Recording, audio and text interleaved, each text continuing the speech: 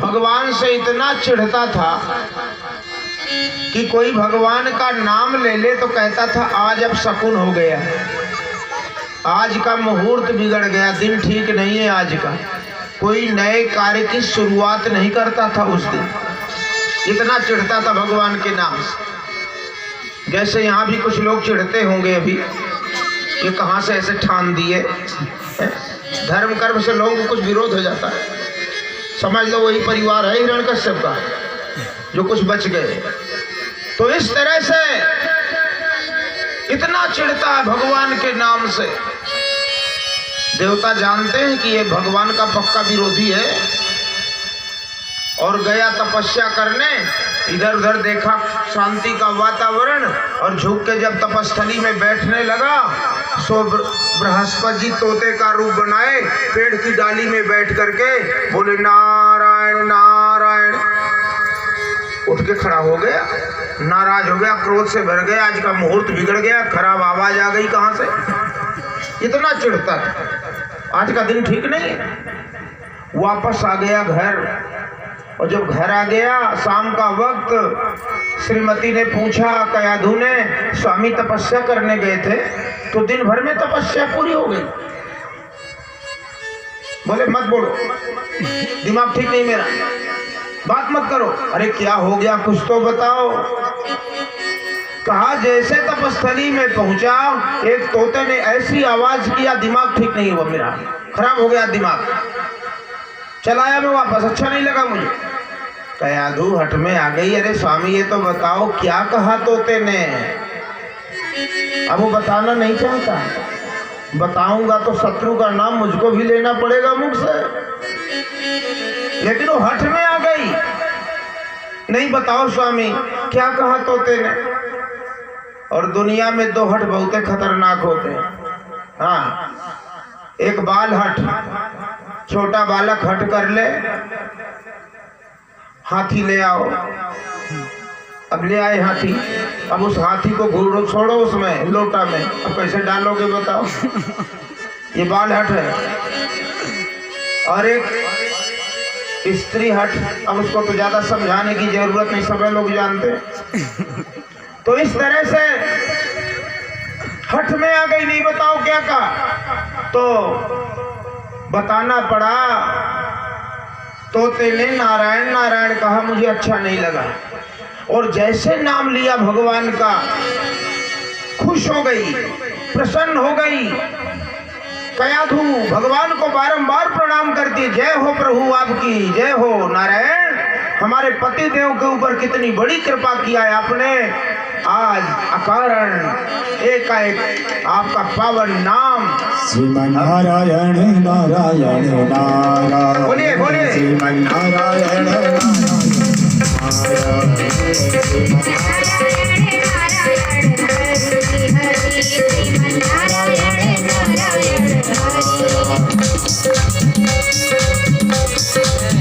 श्रीमन नारायण नारायण नारायण, श्रीमन नारायण नारायण नारायण, नारायण नारायण नारायण, नारायण नारायण नारायण, लक्ष्मी नारायण नारायण नारायण, लक्ष्मी नारायण नारायण नारायण, श्रीमन नारायण नारायण नारायण, नारायण नारायण नारायण, लक्ष्मी नारायण नारायण नारायण, लक्ष्मी नारायण नारायण नारायण, नारायण नारायण नारायण, नारायण नारायण नारायण।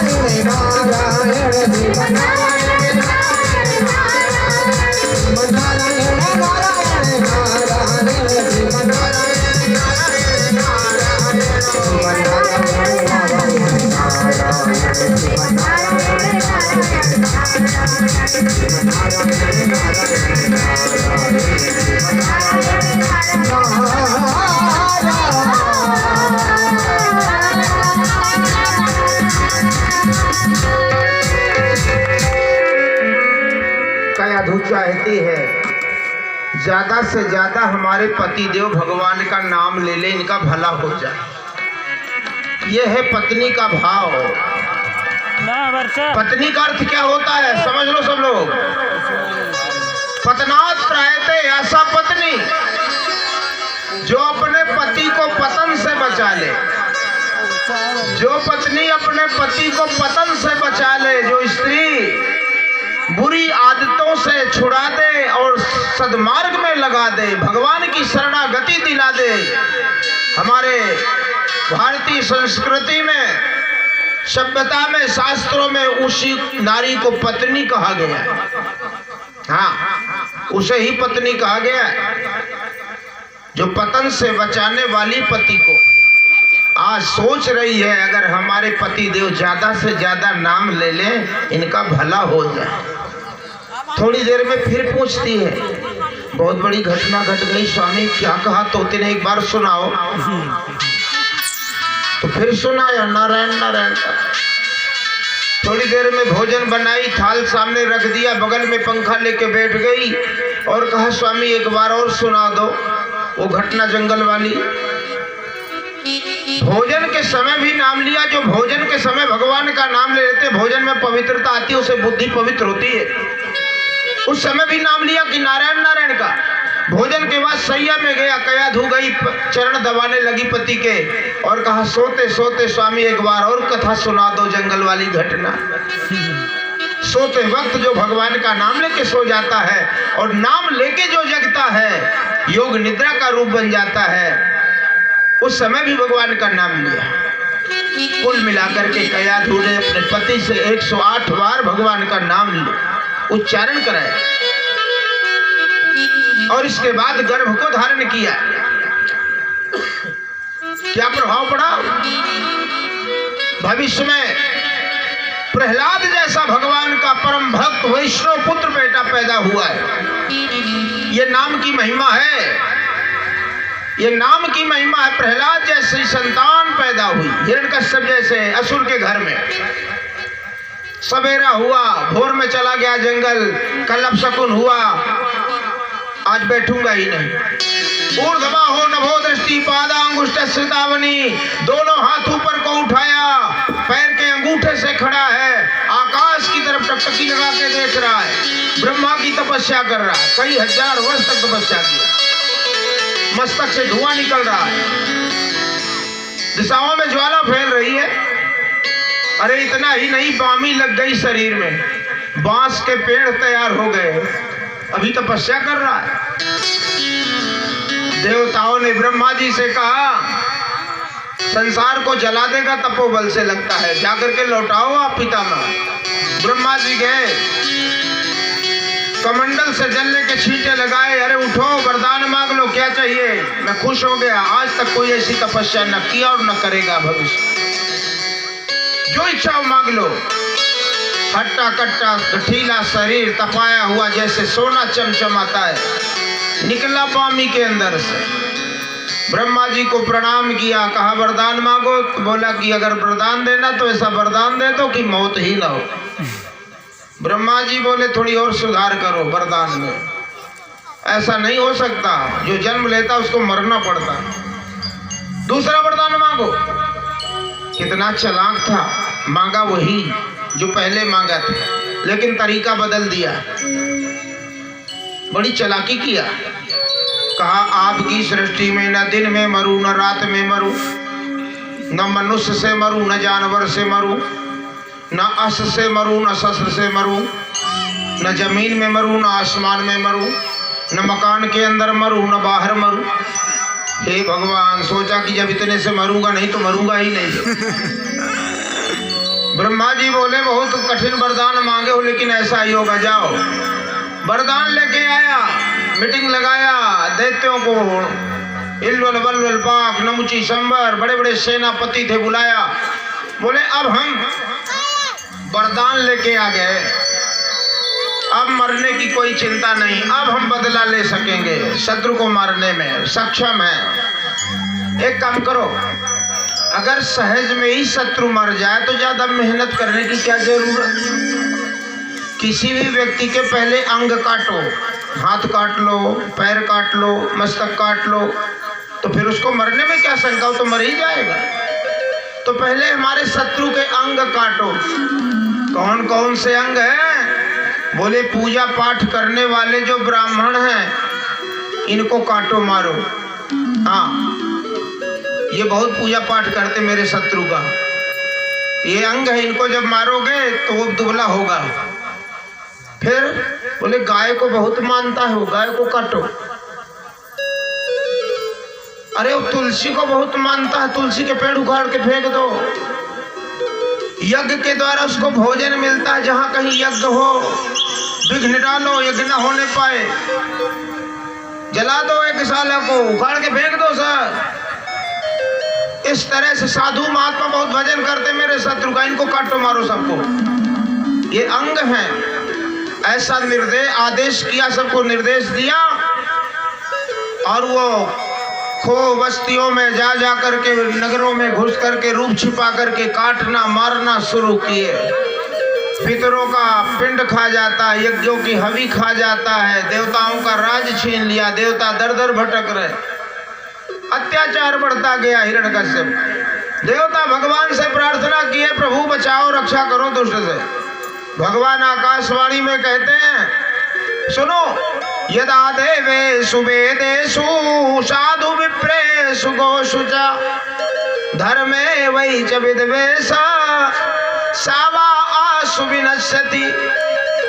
जब ये वेद का, देवता का, धर्म का, ब्राह्मण का, गाय का, साधु महात्मा का और मेरा विरोध करेगा तो मारना नहीं पड़ेगा, आसु विनश्यति, बहुत जल्दी अपने आप मर जाएगा। कहने का मतलब इतने लोगों को मारना नहीं पड़ता है, अंदाज लगा लेना, कुछ दिन के बाद जंग लगता है, अपने आप मर जाते हैं ये धर्मद्रोही। भगवान आकाशवाणी में बता रहे हैं। और सुनो, इसका बेटा प्रहलाद मेरा परम भक्त है, मेरे भक्त को, अपने बेटे प्रहलाद को जब परेशान करेगा, बड़े ही खूब ब्रह्मा से वरदान मांग के बैठा, इसके बाद भी मैं इसका वध करूं, चिंता न करो। भगवान की वाणी मिथ्या हो नहीं सकती, सबको विश्वास जम गया, ये मर चुका, भगवान कह दिए तो वापस गए। कंस और हिरण्यकश्यप का अत्याचार दिन प्रतिदिन बढ़ने लगा। हिरण्यकश्यप के 4 बेटे थे, भ्रात, अनुभ्रात, संघ्रात, प्रहलाद। सबसे छोटे का नाम प्रहलाद था। जन्मजात भगवान की भक्ति मिली है, हृदय में प्रभु का दर्शन करते हैं, कभी हंसते, कभी रोते, कभी नाचते, कभी गाते। प्रभु मेरे साथ खेल रहे तो हंसने लगते, भगवान मुझको छोड़ के देखो दूर चले गए तो भगवान का वियोग मान के रोने लगते। ऐसी भक्ति थी प्रहलाद में। हिरण्यकश्यप के यहाँ बहुत बड़ा विद्यालय खुला था, विश्वविद्यालय, दैत्यों को आसुरी विद्या पढ़ाने के लिए। पढ़ाने वाले प्रोफेसर कौन थे वहाँ? शंडा, मर्क, शुक्राचार्य के बेटे। शिक्षकों से कहा मेरे बेटे को आसुरी विद्या पढ़ाना, शत्रु पक्ष में न जाए। बोले हमारा विषय ही वही है, आप चिंता न करो, हाँ वही पढ़ाएंगे। जैसे कुछ लोग शिक्षा देते हैं समाज को धर्मद्रोह का, बहुत अच्छी बात नहीं है, ऐसे संडा मर्क पढ़ाते थे, असुरों को पढ़ाए। और जब पढ़ाए इसके बाद एक दिन बुला के पूछा, बेटा कौन सी बात अच्छी लगती है तुम्हें, अपना सिद्धांत बताओ। हिरण्यकश्यप से प्रहलाद ने कहा, पिताजी लगता है बनंगतो ये धैर्यमाश्रयत, संसार में कुछ रखा नहीं, जंगल चले जाएं और वहां जा करके भगवान का भजन करें, किसी को अपना शत्रु न बनाए, ईर्षा द्वेष की भावना छोड़ दे। अरे सोचा ये तो विपक्ष में चला गया बेटा मेरा, ले जाओ गुरुजी के पास समझाए। गुरुजी डांटे फटकारे, दोबारा कहोगे पिटाई करेंगे, जाओ यहाँ से। ऐसे डांट के वापस कर दिया। माँ के पास में आए, कयाधु अपने प्यारे पुत्र प्रहलाद को स्नान कराया, सजाए धजाई, नए नए कपड़े पहनाया, काजल लगा दिया, टीका लगा दी, छोटी सी छड़ी दे दिया, मुख चूम रही है, आशीर्वाद दे रही है माँ। और फिर कहती है, बेटा पिताजी सिंहासन में बैठे, जाओ पिता के चरणों में प्रणाम करो, जरूर आशीर्वाद मिलेगा। ये है माँ का धर्म। स्वयं आशीर्वाद दिया और पिता के आशीर्वाद के लिए भेज रही है। क्यों? इस संसार में जिस व्यक्ति को, ध्यान से सुनना, इस संसार में जिस व्यक्ति को माता पिता का आशीर्वाद मिल गया हो, दुनिया में कोई ऐसा देवता नहीं जो उसे आशीर्वाद न दे। पिता धर्मा पिता कर्मा पिता ही परमम तपा पितर प्रीतमापन्ने प्रियंते सर्वदेवता। अपने जीवन में माता पिता को धर्म कर्म जो माना है, तपस्या मानी है, यही मेरी सबसे बड़ी तपस्या है। माता पिता का प्रेम स्नेह जिस व्यक्ति को मिल गया है, दुनिया के सभी देवी देवता प्रसन्न होते, आशीर्वाद देते हैं उसको। आज पिताजी के पास में प्रहलाद जी गए, प्रणाम किया, चरणों में दौड़ करके उठाया, मस्तक सूंघ रहे हैं, हृदय से लगाया, गोद में बैठाए। पूछते हैं बेटा पढ़ने जाते हो? हाँ पिताजी। तो आज तक में कितने पाठ तैयार किए हो बताओ, अपना पाठ सुनाओ, क्या पढ़े आज तक में? सुनाने लगे। पिताजी सुनिए, मैंने कुल मिला के 9 पाठ तैयार किए और 9धा भक्ति सुना दी। क्या? श्रवणम कीर्तनम विष्णु स्मरणम पाद सेवनम अर्चनम वंदनम दास्यम सख्यमात्म निवेदनम। जो भगवान की कथा सुनते, पहली भक्ति, आप लोग पहली भक्ति में बैठे हो, जो भगवान के नाम का कीर्तन करते हैं, जो भगवान का स्मरण करते हैं, चरणों की सेवा करते हैं, पूजन करते हैं, भगवान को ही अपना मित्र मानते हैं, भगवान अपने आप को भगवान का दास मानते हैं और भगवान के लिए जो अपने आप को समर्पित कर देते हैं, ये 9 तरह की जो भक्ति करता है पिताजी, तन्मन्ये धीतमोत्तमम, मैं तो ऐसा मानता हूँ इसकी पढ़ाई बहुत अच्छी है। और यही 9 पाठ मैंने आज तक पढ़े। वो पाठ सुना रहे थे और हिरण्यकश्यप ऐसे कांपने लगा, दांत फटफटा रहे, उसके दांत का कटा रहे हैं, आंखें लाल लाल हो गई। प्रहलाद के ऊपर उतना क्रोध नहीं किया जितना मास्टरों के ऊपर किया। यही पढ़ाए हैं, बुला लड़खड़ाते हुए बेचारे आए कांपते हुए, यही पढ़ाए हो। बोले न मत प्रणीतम न पर प्रणीतम श्रुतो वदत्ते सतवेन्द्र शत्रु नैसर्ग की यम मतिरस्य राजन नियक्षमन्नुम कददाश्म माना।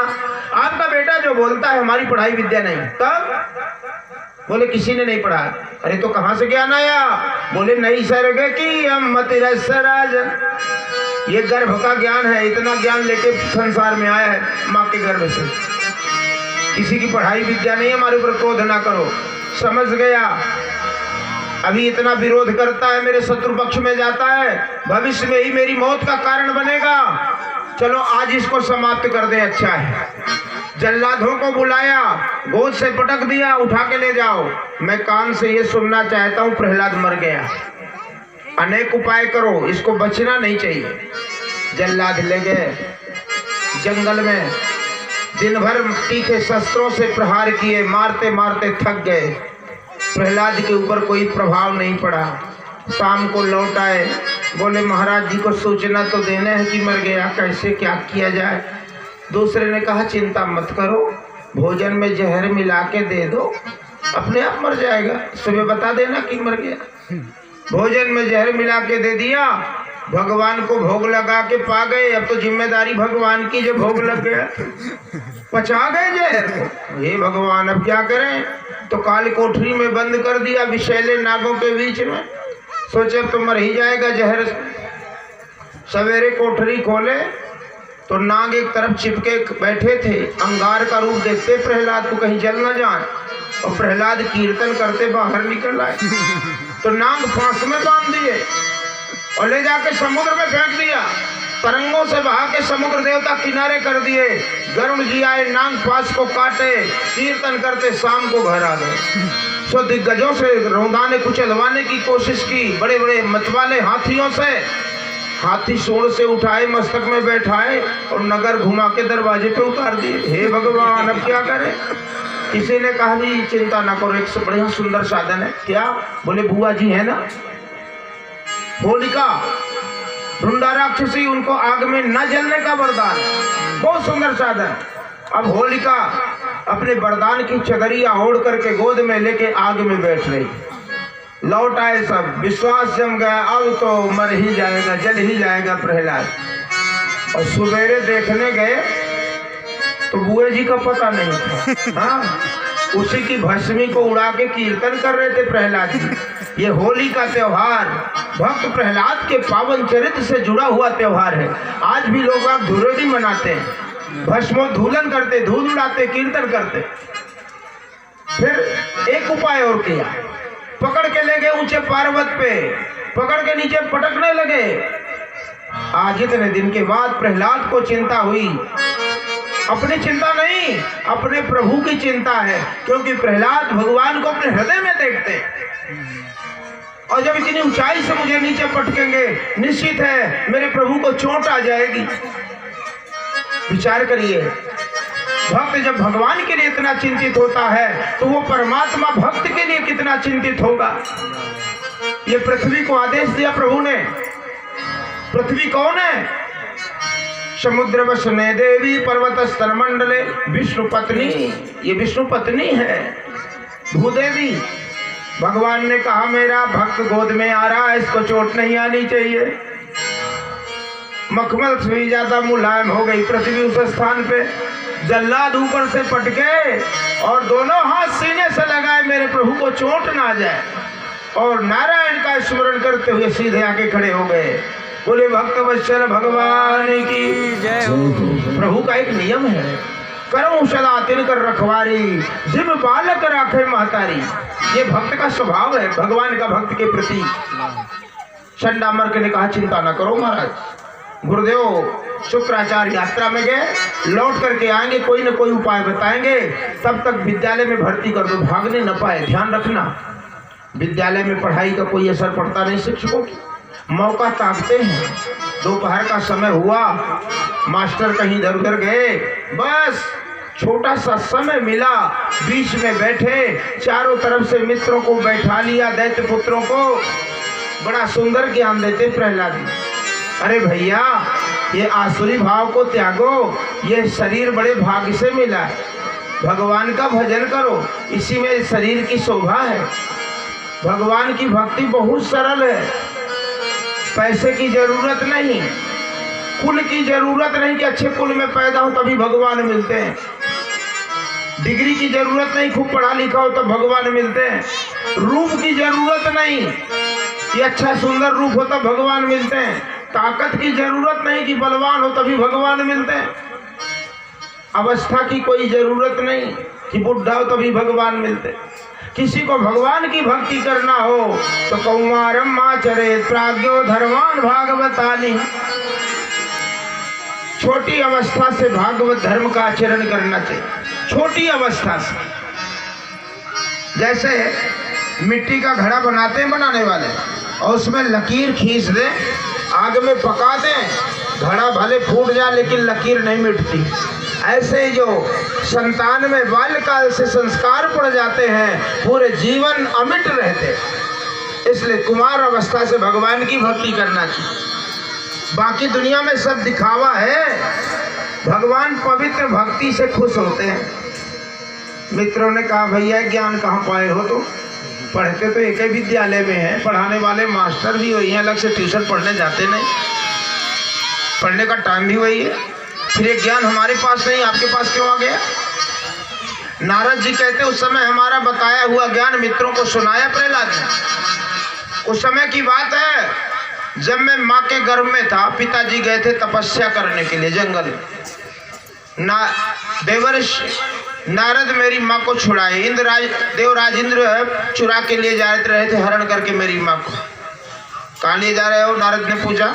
अरे शत्रु का बेटा शत्रु है, होगा दैत्य, पैदा होगा तुरंत मार डालेंगे, इसको छोड़ देंगे। नारद जी ने कहा मूर्ख कहीं के, तुमको पता नहीं इस कयाधु के गर्भ में जो है परम वैष्णव है, भगवान का परम भक्त है, दुनिया वाले उसका यश गान करेंगे, छोड़ो भगवान से।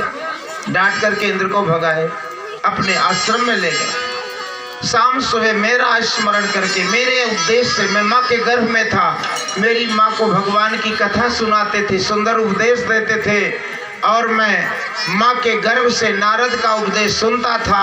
आज भी याद है जो तुमको सुना रहा। इस कथा में रोकने का मतलब यही था आपको कथा सुनने से क्या सुंदर शिक्षा मिलती है समाज को। बालक जब माँ के गर्भ में होते हैं, अब तो कुछ संस्कार ही लुप्त हो गए। माता पिता गर्भावस्था में जब बालक हो तो पूजा पाठ, कुछ संस्कार पूजन किया जाते थे, पुंसवन आदि। उसका सीधा प्रभाव बालक के जीवन में पड़ता था।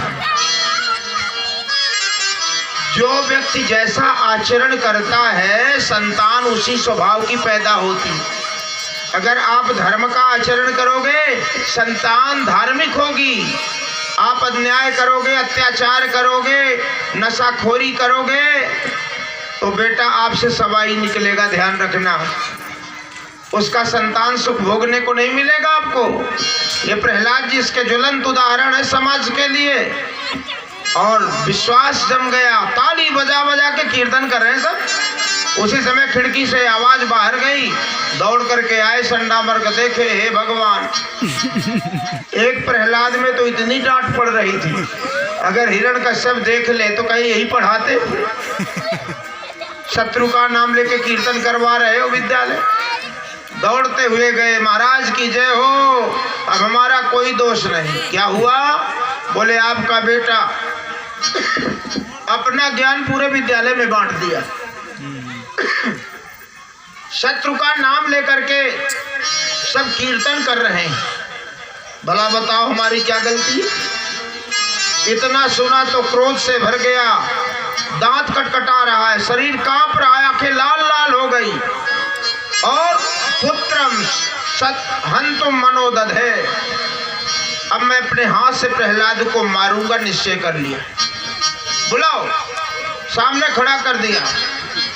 डांट के कहा, क्रुद्धस्य कंपन्ते त्रयो लोकाशेश्वरा तस्मान भीत वन मूढ़ शासनम किम बलोत्यगा। मेरा नाम हिरण्यकश्यप, सुन लेना जी। और ये हिरण्यकश्यप जब क्रोध करता है, सभी लोकपालों के सहित कांप जाते हैं। और तू छोटा सा बालक मेरा ईश्वर करता है। कहाँ है तेरा रक्षक? बुला, आज मैं तुम्हारा मस्तक अलग कर रहा हूं। लगता तुम मरने वाले, जब तक तुम मर तो खामोशी होती मातरम विकट से। मेरे सिवा कोई ईश्वर है? कहाँ है? प्रहलाद ने कहा, पिताजी हर जगह जहां देखता हूं वहीं है। अरे मूर्ख कहीं के, हर जगह कहाँ है? प्रहलाद ने कहा, जिसके बल पे मैं भूल रहा हूं पिताजी, न केवलम में भवतस्य राजन, उसी के बल पे आप भी गरज रहे हो। कीट पतंग से लेकर के ब्रह्मादयन वश प्रणीता, ब्रह्मादिक देवताओं को जो वश में कर लिया वही मेरा रक्षक है। कहाँ है? बोले कहाँ नहीं, आप बताओ। वो तो कण कण में। डांट के हिरण्यकश्यप ने कहा, क्वासो यदि सर्वत्र कस्मा स्तंभे न दृश्यते। अरे मूर्ख, यदि हर जगह है तो फिर बता, ये सामने जो खम्भा है, इस खम्भे में क्यों नहीं?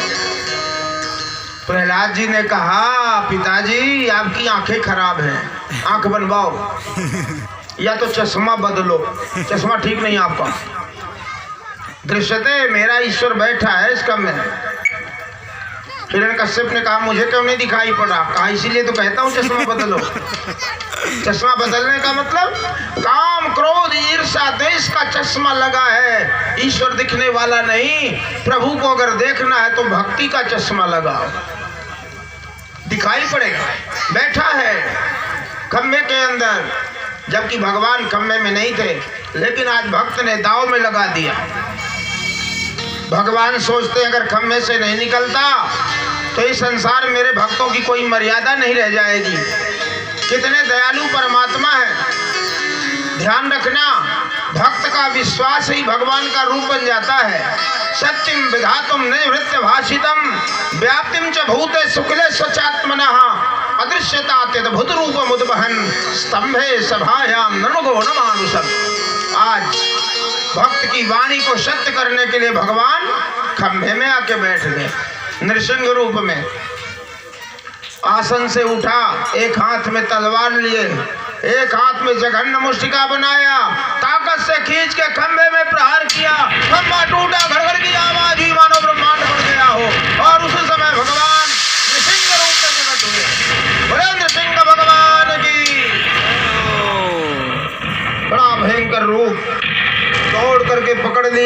हिरण्यकश्यप को दरवाजे पे बैठ गए। शाम का वक्त, पूछते हैं अच्छा ये बताओ हिरण्यकश्यप मैं कौन हूं, मनुष्य हूं कि जानवर? तो मिली जुली सरकार थी, न मनुष्य न जानवर, नीचे नर ऊपर सिंह, कुछ नहीं बोल पाया। अच्छा दिन है कि रात?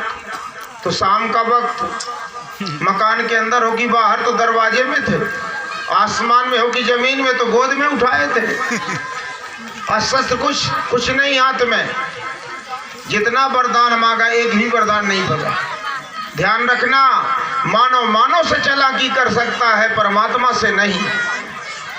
और उसी से में भगवान अपने नाखूनों से वक्षस्थल को विदीर्ण किया, आंतों को निकाल के माला पहन लिए और हिरण्यकश्यप का अंत हुआ। देवता बड़े खुश हुए, आए स्तुति करने के लिए। लेकिन जब स्तुति करने के लिए आए और भगवान का विकराल रूप देखे तो भाग खड़े हुए दूर, क्योंकि आज भक्त का अपमान भगवान से सहन नहीं हुआ। प्रहलाद का अपमान देख करके भगवान को इतना क्रोध आया राधे राधे कि किसी देव